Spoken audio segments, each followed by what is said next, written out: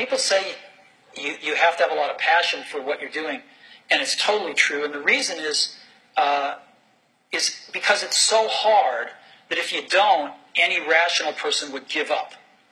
It's really hard, and you have to do it over a sustained period of time. So if you don't love it, if you're not having fun doing it, you don't really love it, you're going to give up.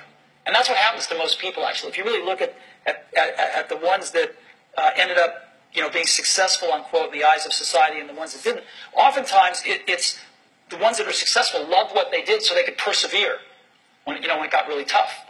And the ones that didn't love it quit because they're sane, right? Who would want to put up with this stuff if you don't love it? So it's a lot of hard work, and it's a lot of worrying constantly. And if you don't love it, you're going to fail. So you got to love it. You got to have passion.